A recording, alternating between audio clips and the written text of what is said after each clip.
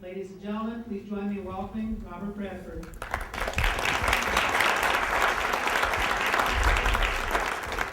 Howdy, everyone. I'm going to try and work without the microphone, if that's okay with you. It freaks me out, and I get all worried about technology. What I want to do today is something that's a little different from what I've done in the past. A couple of you have come to see me and actually managed to return probably for the food or something rather than for me, and that's okay. But those of you who've never seen me before, what I want to tell you right now is this is very different material I'm doing today. I'm going to do something that I think will help a lot of people in this room, and it is about reaching your goals. And where this comes from for me is 22 years ago I started doing strategic planning. And when I started doing strategic planning, it was very easy for me to sell strategic planning. But after a while, I started to get some pushback from people who said, oh, no, we did strategic planning, it didn't work. And when I started to ask questions about that, what I realized was they came up with very good strategies, but they didn't get anything out of it. The reason they didn't get anything out of it was that they didn't do a good job of executing on the goals they'd set for themselves. So over the past 22 years, I have been working with hundreds of different companies. If you take my whole company, I have a number of other people who do what I do, thousands of different companies all over the world. And afterward, we do a very interesting thing with all these companies. We ask them, what did you do that made you effective in your implementation? And there's a group of these companies that I paid a lot of attention to, and I'm going to share some of the things that they all do with you because I think you'll find it very interesting. It is the companies that we have worked with out of those thousands that have achieved 100% of their goals. And I think it's really cool to see what is the difference between those companies and the average company, because it really can give you some insights into how you can perceive 100% of your goals. And the first question I want to ask you guys, right off the top of your head, is how many of you have your little white handout in front of you that looks like this? All of you find this at your table? Just want to see, is there anybody who does not have one of these? You've all got these. Okay, make sure you have this in front of you. I'm going to be telling you some stuff. You can write it down. That way you can remember it later, because I'm not that good at just stamping stuff into your brains. You'll probably remember my stories more than you remember my little tips. And the tips are really the valuable thing that I'm going to be giving you today. The second question I want to ask you guys is, how many of you in your businesses have set goals sometime in the past year? Just see a show of hands. Okay, everybody has. Great. How many of you in the past year have a set of goals that you set last year that you achieved more than half of? How many of you have set those goals and achieved less than half? Okay, there are like two honest people in the whole room, I think, here. So, okay, and some of you achieve most of your goals, which is really good, by the way. And I'll tell you why it's really good. First thing I'm going to tell you is the average performance, and this is according to some really great, very thorough research that was done by Robert Half Associates in about 1999. They went around and talked to companies that set goals, and what they found is the average company achieves about 30% of their goals. So if you're achieving more than half your goals, you're already doing way better than average. But the question I want you to think about is, why is it that companies don't achieve? And there are basically 5 categories I want you to think about. The first is priorities, the second is distractions, the third is overload, the fourth is psychology, and the fifth is resources. I'm going to speak about each of these in detail, but I want you to think about priorities is just, how do you order things? How do you decide what you're going to do next? Very important question. Distractions. Many of us in our businesses find ourselves drawn away from achieving our goals by what I call the bright, shiny objects, or BSOs in our business. And I understand this very well because Elizabeth probably can tell you about this. I'm the king of being distracted by bright, shiny objects myself. And a lot of entrepreneurs are like that. So, don't worry about it. There's a way to deal with that.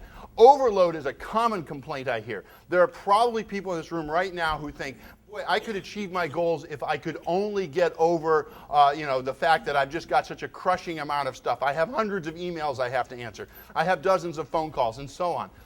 Psychology is a little weird one. There's stuff actually going on inside your head that affects how you do or do not achieve your goals. And then resources is a very critical one. For many people in this room, the resources you have and focus on reaching your goals are the thing that determines what you do or do not do. Now, that being said, I'll point out some very interesting things about resources in a minute.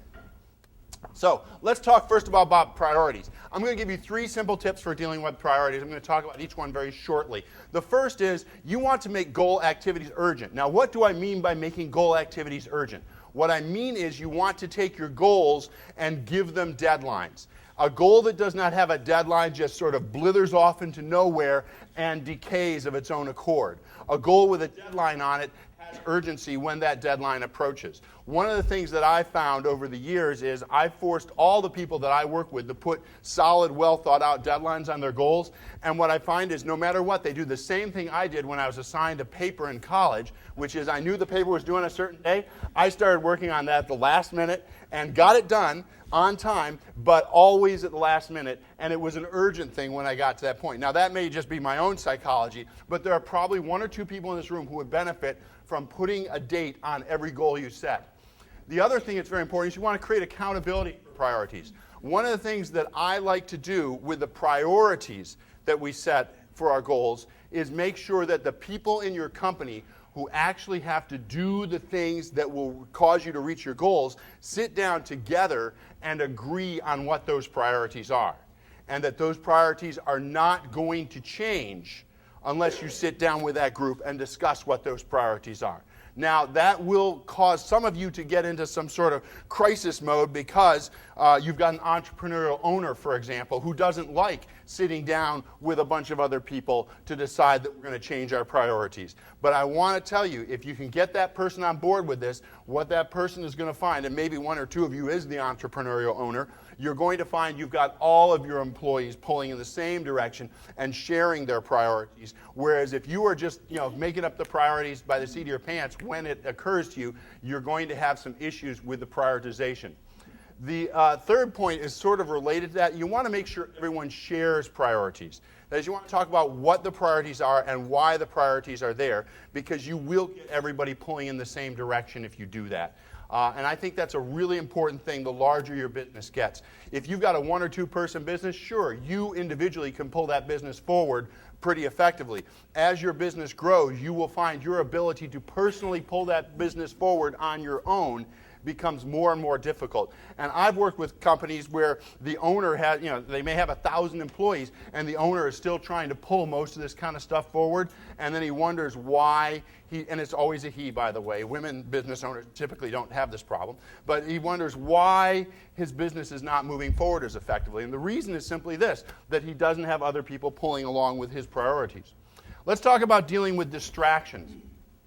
With dealing with distractions, again, 3 points that we want to look at. The first is use a routine. I think it's critically important to have routines around certain things, and most people don't have routines around the things they set goals on. Most of you have routines around the stuff you do on a day-to-day basis only.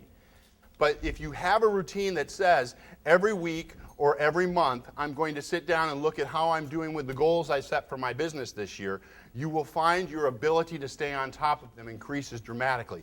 If you don't go back and look at those goals until a year later, I can guarantee you there are going to be a lot of those goals that you're way behind on by the time you actually stop and look at them.